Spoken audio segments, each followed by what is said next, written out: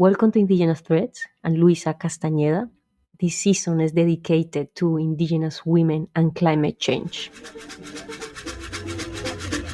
Today's episode is focused on the Arctic region, and we have a very esteemed guest, Maja Kristine Jåma, who is a Sámi woman, member of the Executive Council at the Sámi Parliament in Norway. Welcome, Maja. Thank you so much for accepting the invitation. Thank you for having me. Thank you. Maja, we're going to talk today about the Sámi people.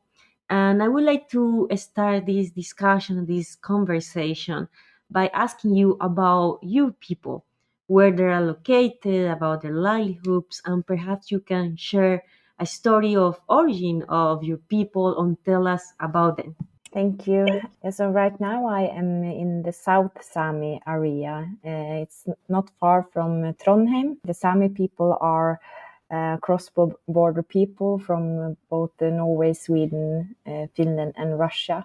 But I am in the southern area. And I have been grown up in a reindeer husbandry family. So that's my livelihood, to be with the reindeers and follow the reindeers during different seasons and different weathers. So my culture is very connected to reindeer husbandry, and also my language and all my traditions. Thank you, Maja. See, we are talking about climate change, and we know the climate change is affecting the most the Arctic region. Temperatures are increasing. It is warming at about 3 times the global rate.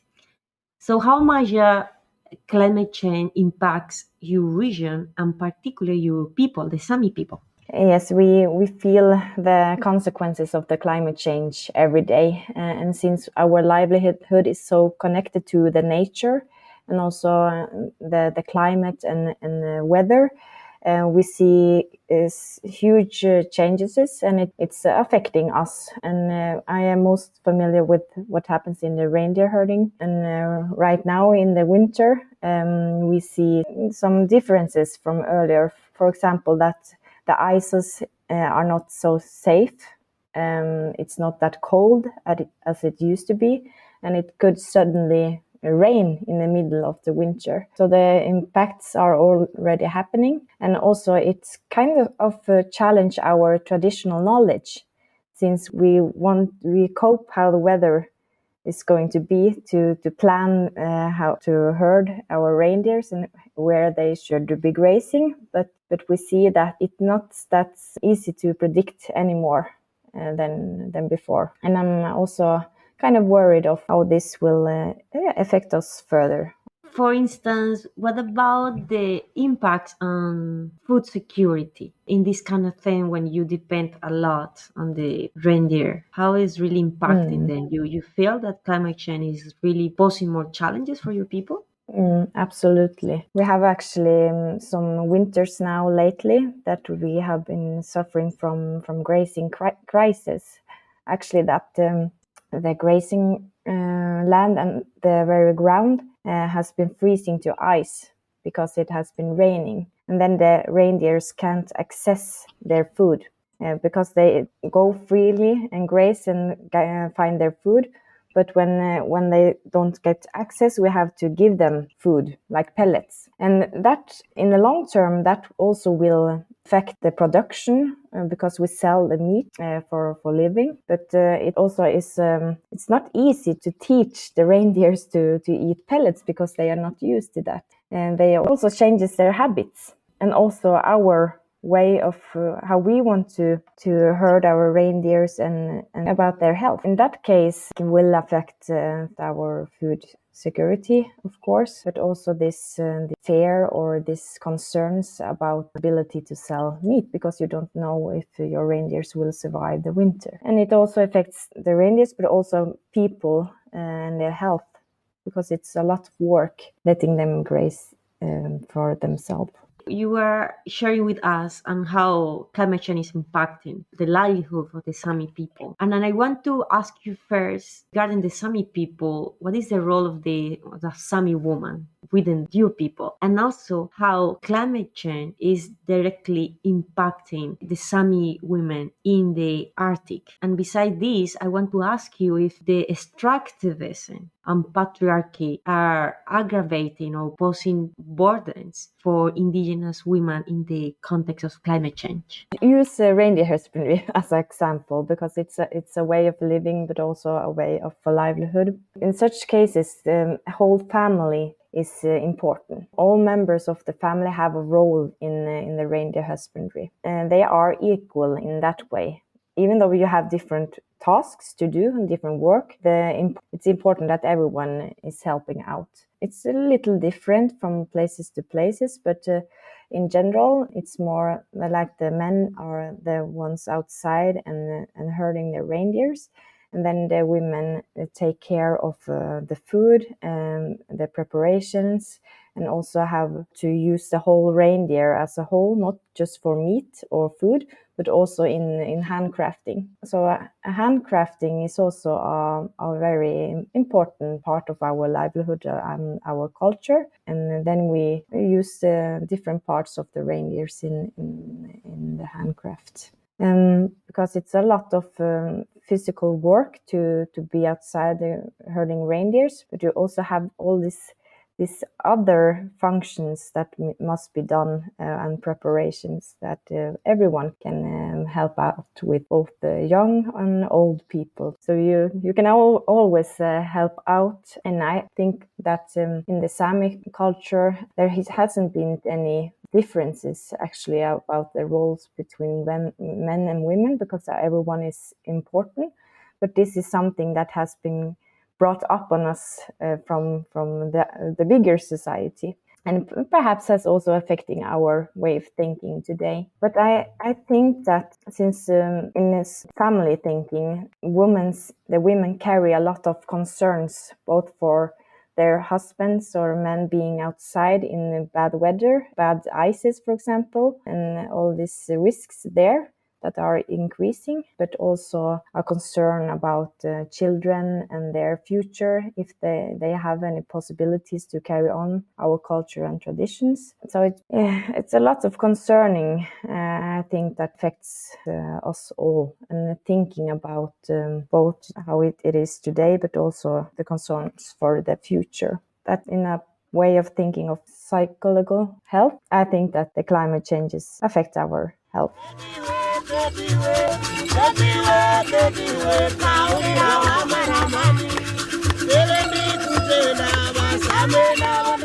The Sami people, especially in Norway, there have been some protests for the wind farms. And this is also connected with climate change, how the adoption of these projects can compound with climate change, worsening the situation of the people in general, but especially the indigenous peoples in the Arctic. So it would be great if you can share with us more about the context or are other challenges, like extractivism, mining, or negative experiences with the government that compound with climate change pose more challenges to indigenous peoples in your region? We suffer actually from a double climate burden. So first you have to face the consequences of the climate change and try to do some adaptation, but also you have to take the consequences of so-called measures to climate change. And we see examples in Sápmi now of actually, we call it for green colonization, since the green shift, constructions, for example, of wind power plants that are occupying our land, and our land that we are so dependent of to carry on our culture and livelihood, such as reindeer herding. So you have a lot of examples of that in Sápmi, and lately there has been some protests in Norway because of a ruling, Supreme Court ruling, that says that these wind power developments are violating the human rights of the reindeers at Fosen. And this is an example of how the green shift is used to step on and violate indigenous rights and indigenous people. The double climate burden is important to highlight, and I fear we will have more of these cases in the future if it's carrying on this way. So climate justice is something I miss from the governments, and actually respect their indigenous peoples and think about also this perspective when we're talking about climate change measures. I have a question about the Sámi people in Norway. Are the Sámi people, indigenous peoples in Norway, recognized in the constitution, or there is a legal recognition?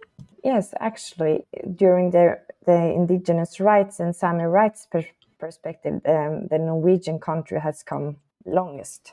We have ratified the ILO convention, and that is the only country and only state in Sápmi that has done that. But anyway, we see Norway that often brags about being expertise and good on human rights.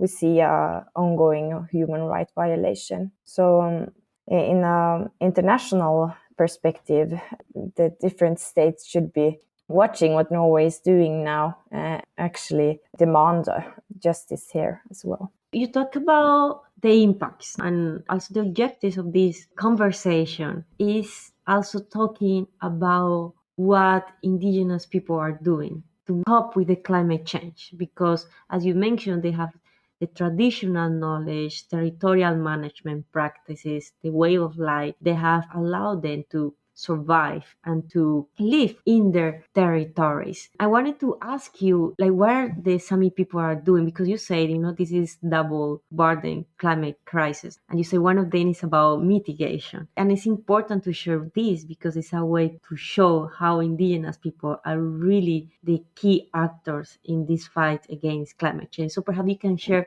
stories with us of what the Sami people are doing. We have been adapting for generations already. And also, as we see, to cope with the climate changes, it's very important to have land and to have different areas to move on if needed, and especially if the winters are difficult.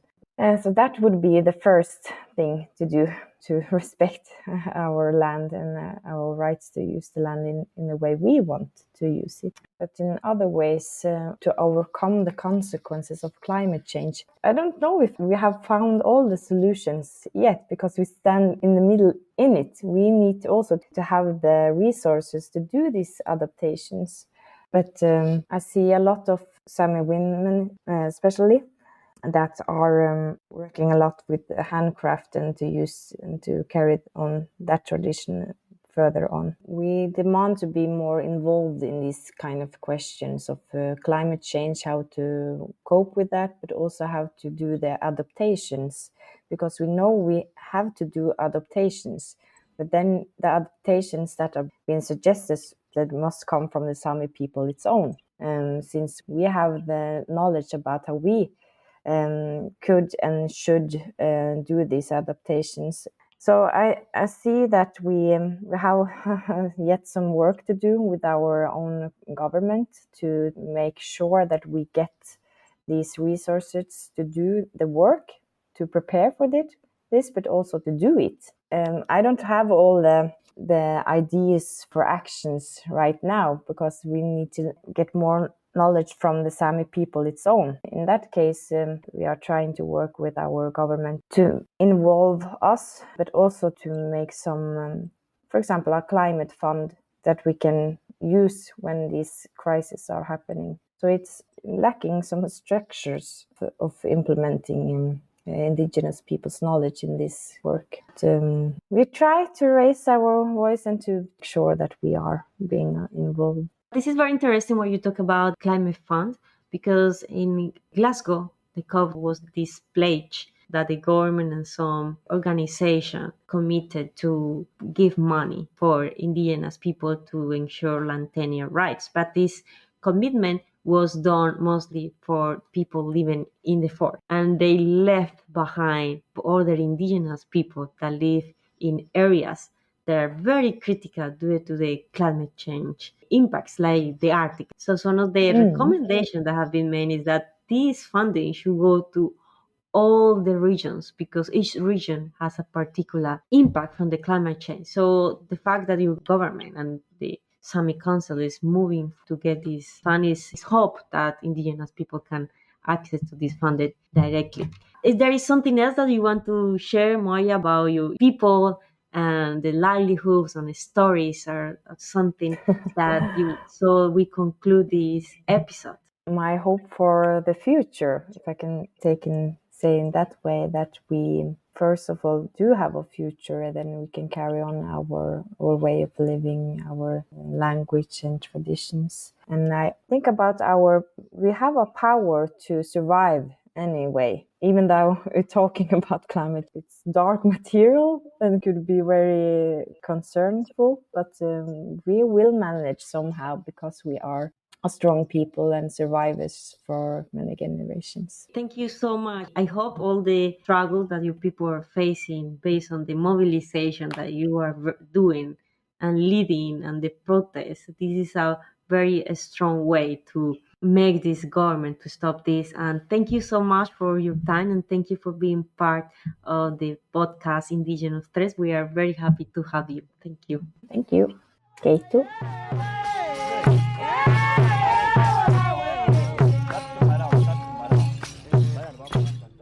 This has been Indigenous Threads, a podcast series promoted by McGill University's Center for Human Rights and Legal Pluralism. Thank you for listening. Stay tuned.